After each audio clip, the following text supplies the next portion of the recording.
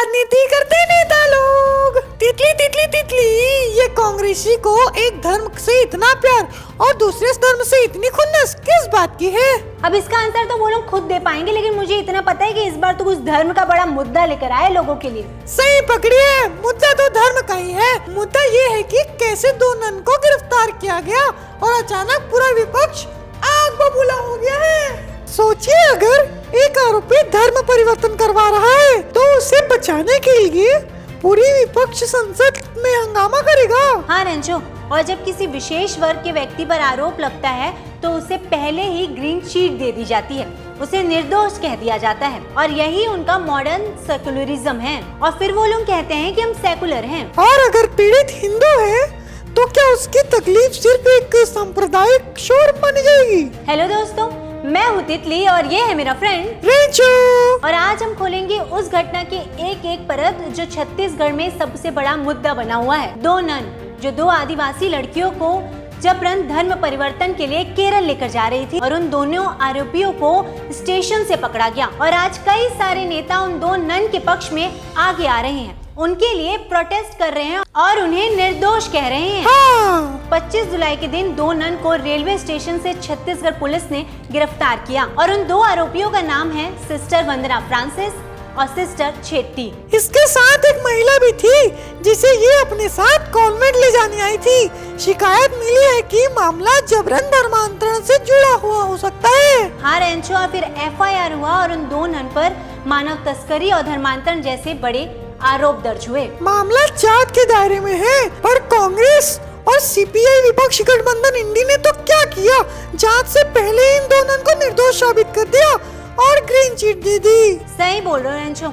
और CPI नेता तो उन दो नन से मिलने जेल भी पहुंच गए और वृंदा करात और एनी राजा जैसे नेता उन आरोपियों को सीधा समर्थन करके आ गए। मामला अगर किसी खास धर्म का हो तो विपक्ष एक पैर पर खड़ा हो जाता है, और पर जब हिंदू होता है तब क्या रेंचो, तब वो सारे नेता चुप हो जाते हैं, चुप्पी साध लेते हैं और बेफिजूल का गुस्सा करने लगते हैं और कहते हैं कि हमारा देश सेकुलर है। कांग्रेस नेता प्रियंका गांधी संसद में बोलती है इन ननों को उनकी आस्था के कारण निशाना बनाया गया है। अच्छा, आस्था के कारण निशाना बनाया गया है, पर सच क्या है? वो दो नन जो इन महिलाओं को लेकर जा रही थी, वो महिलाओं ने तो नहीं कहा कि हम क्रिश्चियनिटी में खुद को कन्वर्ट करना चाहते हैं, पर कांग्रेस कहती है कि ये आस्था है। तो सवाल ये, क्या बिना महिला की रजामंदी, बिना जांच आस्था के नाम पर धर्मांतरण कराया जा रहा था? हाँ रेंचो, और जब इस मुद्दे पर कांग्रेसियों को बोलना चाहिए था तो वो चुप हो गए।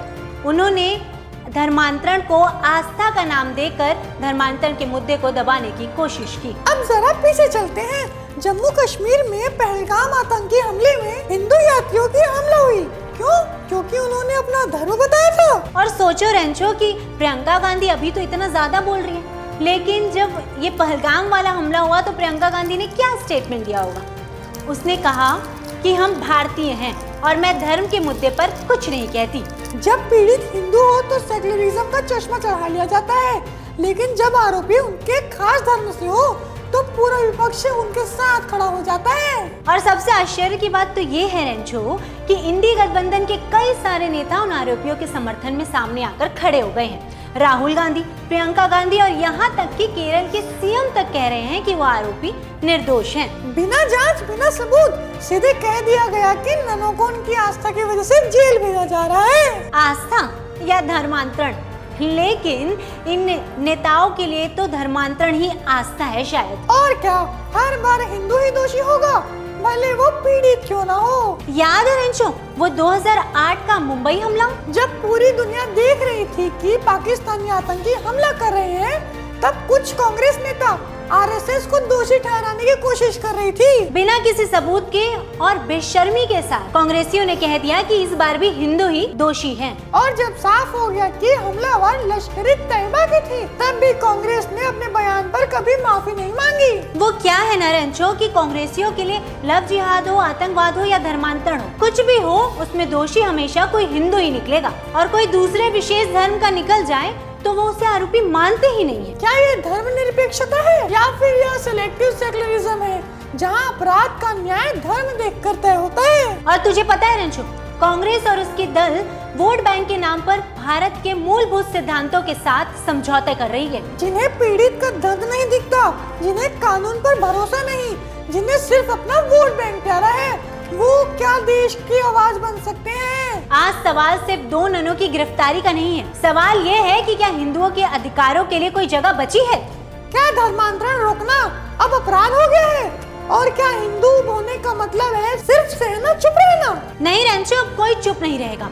अब हिंदू जाग रहे हैं। अब वो हर उस नेता से सवाल करेंगे जो धर्म के नाम पर वोट बैंक की राजनीति कर रहा है। अब समझ आ गया है, अपराधियों को धर्म से न आको, कानून को काम करने दो और सच्चे सेकुलरिज्म को अपनाओ। तो क्यों इन नेताओं के लिए चंद वोट हमारे देश, हमारे धर्म और हमारे देश की सुरक्षा से ज्यादा जरूरी हो गया है? इसका जवाब तो ये नेता कभी नहीं दे पाएंगे। पर आप लोग हमें कमेंट पर बता सकते हैं कि कब तक हम सनातनी ये अत्याचार सहते रहेंगे और कब तक ऐसे नेता लोग वोट के लिए हमारी भावनाओं के साथ खेलते रहेंगे। और अगर आपको ये वीडियो पसंद आई है तो इस वीडियो को लाइक करिए, शेयर करिए और सब्सक्राइब करिए द राजा रेंचो शो को।